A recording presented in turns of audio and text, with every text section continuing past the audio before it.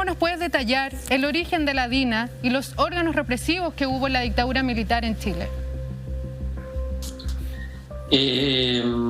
Bueno, los organismos de inteligencia sabemos que han existido y van a existir siempre, digamos, las distintas Fuerzas Armadas. Lo que sucedió particularmente con la dictadura militar en Chile es que se creó un nuevo organismo de inteligencia bajo el alero, digamos, del entonces dictador, digamos, integrante de la Junta Militar, Augusto Pinochet, que creó un servicio de inteligencia, digamos, para él poder controlarlo y manejar una buena parte del país, como sucedió en la práctica, de manera discrecional. La DINA es formada a través de un teniente coronel que ha ascendido a coronel para dirigir una dirección que le correspondía naturalmente a un general, pero existía una relación de cercanía entre Pinochet y Manuel Contreras, que este teniente coronel, que ascendió a coronel, y comienzan a formar, poco antes de que se inicie la dictadura, en Tejas Verdes, que era donde estaba, en San Antonio, donde estaba destinado este caballero, comienzan a formar ahí ya este organismo represivo, y ocupan gente fundamentalmente de Santiago, de San Antonio, básicamente, y también de sectores cercanos.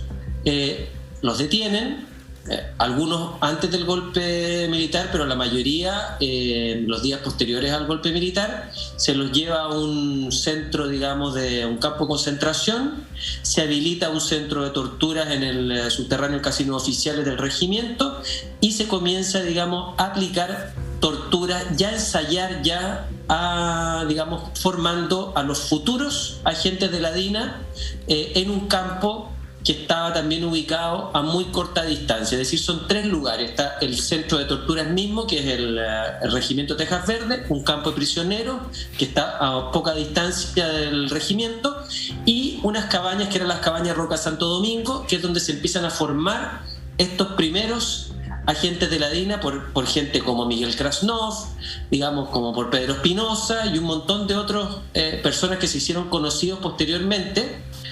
Y los conejillos de India, en este caso, fueron los detenidos. Fueron los detenidos que estaban en el campo de prisioneros, y ahí se le aplicaron tormentos horrorosos, digamos, y en muchos casos funcionaron, tal como les decía, como conejillos de India, y se experimentó con ello. Esa es la impresión que tenían los propios detenidos de Tejas Verdes, que muchas de las torturas que le aplicaron ni siquiera buscaban información, sino que estaban probando nuevos métodos a ver cómo funcionaba. Digamos, no creo que sea el caso de detallarlos ahora los métodos, pero se puede decir que son métodos horrorosos las cosas que hicieron con esas personas. Javier, ¿y si le puedes contar a la gente que nos está viendo aquí en la red, quién era Ana Becerra? Ana Becerra era, junto a Olga Letelier, eran 2 militantes del MIR.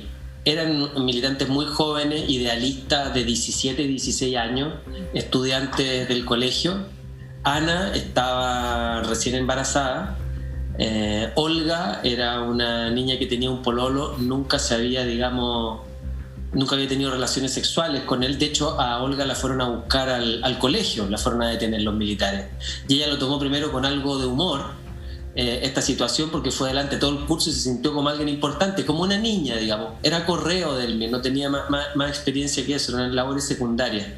Sin embargo, cayeron las 2 en Tejas Verdes. Olga fue, en el libro El despertar de los cuervos yo lo cuento, pero fue violada por 5, 6, digamos, soldados, hasta lo que ella recuerde, se desmayó, y esa es la manera en la cual ella perdió su virginidad. Ana estaba siendo torturada, digamos, con un hijo adentro, y con torturas, digamos, de tipo sexual horrorosas.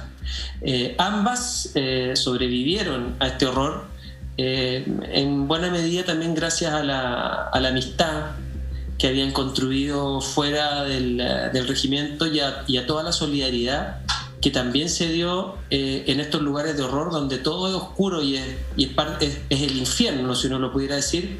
Una de las cosas que uno rescata, o que yo pude rescatar en el reporteo de este libro, es que incluso, o con mayor razón si tú quieres, en estos lugares donde el horror es lo que campea, el espíritu humano el cariño, que es el otro lado, digamos, que tenemos, o es a lo que nos aferramos cuando estamos frente a estas situaciones de dolor y de maldad tan evidente, es lo que saca a flote a los seres humanos, y eso genera una esperanza. Y son dos personas extraordinarias, Ana y Olga, y que salieron adelante y que han sobrevivido para contar lo que vivieron, en buena medida. Bueno, lo que plantea Javier ejemplifica claramente que en muchos casos, por ejemplo, hay cómplices o partícipes de la dictadura que han dicho que durante la dictadura bien se cometieron excesos, pero lo que plantea Javier nos hace ver que aquí hay un Estado organizado y que tiene sus organismos para poder reprimir y para poder eliminar a los opositores políticos. Mauricio, ¿la DINA o la CNI eran solo organismos represivos o bien tenían otras funciones? Bueno, yo creo que es sumamente importante entender que lo que sucedió en el país no fue simplemente maldad, no fue simplemente un mal radical, no fue solo un infierno, ¿no? Que en el fondo la violencia sobre los cuerpos, la violencia sobre las personas, sobre la sociedad, sobre territorios específicos del país, se usó y se desplegó para cambiar la relación entre el Estado, la economía y la sociedad. O sea, teníamos una sociedad que se basaba en el desarrollismo, que se basaba en una presencia importante del Estado, y se quería construir de forma autoritaria otro tipo de sociedad. Y eso requería la violencia. Y eso fue lo que sucedió. En el fondo no es que hubo violencia solo por violencia, que la hubo violencia, digamos, pero es una violencia que tenía detrás una intención política. Y eso es lo que no hay que olvidar, ¿no? De hecho, esto está completamente organizado. A mí me tocó, bueno, el año 2011, se va a acordar Javier también, encontrar los archivos secretos, una parte de los archivos secretos de la dictadura. Y en esos archivos se describía muy bien cómo habían sido las decisiones político-represivas, o sea, cómo se habían tomado las decisiones para cambiar la sociedad, para pasar de una sociedad que se basaba en el desarrollismo, la sustitución de importaciones, a una sociedad que se basaba en el neoliberalismo y la privatización de la provisión de derechos sociales. Eso es lo que hay, ¿no? O sea, lo que le pasa a Ana, que está ahí en pantalla, lo que le pasa a los desaparecidos, lo que le pasa en el fondo a los ejecutados, lo que contaban antes los colegas periodistas, bueno, sucede porque hay un proyecto político que pretende cambiar la sociedad. Y una reflexión que me parece importante, ¿no?, es en ese proceso en que se impone una constitución que es la del 80. Y en cierta forma esa constitución también se despide con una enorme cantidad de violencia, ¿no? Recordemos que durante lo que fue, algunos llaman el estallido, la revuelta, cada cual le pondrá el nombre que quiera, pero según los propios registros de Carabineros se dispararon casi 2 millones de perdigones sobre población civil, ¿no? Entonces uno dice, bueno, ¿qué Estado tenemos, qué sociedad tenemos que eso aún ocurre? Mauricio, nos comentabas que el 2011 encontraste varios archivos secretos de la dictadura que hablan cómo se tomaron las decisiones políticas y represivas. ¿Nos cuentas qué contenían esos textos? Bueno, estos eran documentos básicamente que están las comunicaciones entre la DINA, los ministerios, la presidencia, Pinochet, y son documentos que básicamente lo que tú encuentras ahí son las listas de detenidos que se le enviaban a Pinochet, los informes diarios de las informaciones que obtenía la DINA y la CNI que se le enviaban a los ministerios, informes sobre qué es lo que se debía hacer o lo que no se debía hacer. Documentos donde, por ejemplo, los ministros de Educación le entregaban listas de estudiantes secundarios a la CNI para que tomara las medidas pertinentes, ¿no? Hay una carta, por ejemplo, incluso en que Gonzalo Vial, que era ministro de Educación, le escribe a Pinochet, le dice, mire, ya tenemos los nombres de los 80.000 profesores que hay en Chile, los tenemos casi encasillados, es la palabra que usa, así que ahora es importante que empecemos a revisar los nombres entre el Ministerio y la CNI en conjunto. Entonces uno dice, pero, o sea, estaban realmente involucrados. O sea, cuando algún ministro civil dice, no sabíamos lo que pasaba, bueno, era una mentira abierta, porque sí sabían de forma diaria qué estaba sucediendo, porque recibían estos informes de forma diaria, ¿ya? Y tomaban decisiones. La CNI, de hecho, era un órgano que no solo se preocupaba de las decisiones represivas o de ejecutar estos actos o las torturas, sino que también participaba en reuniones de trabajo con el Ministerio de Interior, con Cancillería. Bueno, la Cancillería tuvo un rol muy importante en todo esto. Mauricio, y sobre lo mismo y lo que puedes relatar de eso, de tu trabajo periodístico, ¿cómo se obtienen estos documentos? Bueno, la verdad es que los primeros papeles me llegan de casualidad y todos a pie de página decían con copia del archivo, ¿no? Y yo dije, no puede ser que esto esté en el Archivo Nacional. Y fui al Archivo Nacional y después de buscar, bueno, sí, estaban, de hecho son miles, quizás son más de 100.000 hojas de documentos secretos de la dictadura que están en el Archivo Nacional. Lo que pasa es que no están clasificados y hay que, bueno, yo estuve varios años ahí yendo más o menos periódicamente a revisar estos documentos y creo que un gran deber, ojalá que algún día algún gobierno lo haga, es clasificarlos y digitalizarlos para que estén al alcance fácil de cualquier investigador en las generaciones futuras. O sea, tal como en Alemania, no sé, se clasificó y se digitalizó los documentos del Stasi, o se hizo eso lo mismo con lo de la policía en Guatemala, creo que es una obligación del Estado chileno algún día esos documentos digitalizarlos y clasificarlos. Javier, y por tu parte, ¿cómo puedes relatarnos si la DINA o la CNI eran solo organismos represivos o también tuvieron otras funciones en la época? No, de hecho, o sea, la parte operativa, si tú quieres, es una de las áreas de estos dos organismos que son primos hermanos, digamos, pero tenían un área sindical, digamos, en términos más generales, un área social, había un área económica, y ahí hay, digamos, vasto material, por ejemplo, del rol que cumplió Jovino Novoa, del rol que cumplió Miguel Kast, por ejemplo, como director de la ODEPLAN, digamos, entregando informes desde la ODEPLAN a la DINA concretamente, ¿cierto?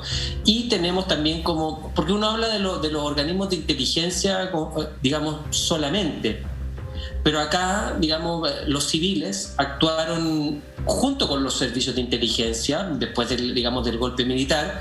Sabemos que participaron en muchísimas matanzas, entregando nombres e incluso en algunos casos, digamos, formando caravanas, como en el caso de Paine, que son muchos civiles los que participaron en esos crímenes y que tienen responsabilidad directa en ellas, o como el caso de Laja y San Rosendo, en el cual fueron asesinados 19 trabajadores, entre los cuales había gente de la papelera, de la familia Mate, y también gente de otras empresas que laboraban en ese lugar. En ese caso se ocupó un predio para asesinar a los trabajadores que eran que vivían en Laja y San Rosendo, un predio de la papelera, de Forestal Mininco, digamos, concretamente. Se ocuparon también vehículos que fueron facilitados por la papelera. Se ocupó probablemente la cal con que se taparon los cuerpos por la papelera. Y esto fue un secreto a voces, digamos, que se conoció dentro de toda la empresa, lo que se hizo con estas personas, este horrible crimen, tanto que perros del lugar, digamos, descubrieron los cuerpos y tuvieron que ser trasladados al cementerio de Yumbel. Toda la empresa lo supo, y tú tienes que hasta ahora no hay ningún mea culpa de parte de la empresa, de la papelera, de la familia Mate, ninguna disculpa, digamos, ningún reconocimiento público, a pesar de que ahora está condenado un funcionario de la papelera. Fue condenado a 5 años y un día un funcionario de la papelera, ya no un militar. Tenemos el caso de Ricardo Claro, ¿cierto? El expropietario del canal Mega y de muchas otras empresas, ¿cierto?, sudamericanas de vapores, que aparece en el testimonio de Jorgelino Vergara como el empresario que les pagaba los sueldos a través de una empresa bruja a los funcionarios de la DINA, que trabajaron en el cuartel Simón Bolívar, exterminando básicamente de una forma donde no existían los excesos, que es de lo que estábamos hablando antes, Mauricio. En el exterminio de personas y las torturas no existió la crueldad, existió la maldad sin límites, sin duda, pero no existieron los excesos, en el sentido de que esta es una maquinaria que funcionaba perfectamente aceitada. Y ahí tenemos, por ejemplo, exterminando gente, y tenemos el testimonio de Jorgelino Vergara, que nos señala que la persona que a él le pagaba el sueldo a través de una empresa bruja, digamos, era Ricardo Claro, porque él dice: hay cosas que uno no sabe, pero hay cosas que uno sí sabe, que por ejemplo, quién te paga el sueldo con el cual tú comes. Y yo sabía que Ricardo Claro era la persona que a mí me pagaba el sueldo.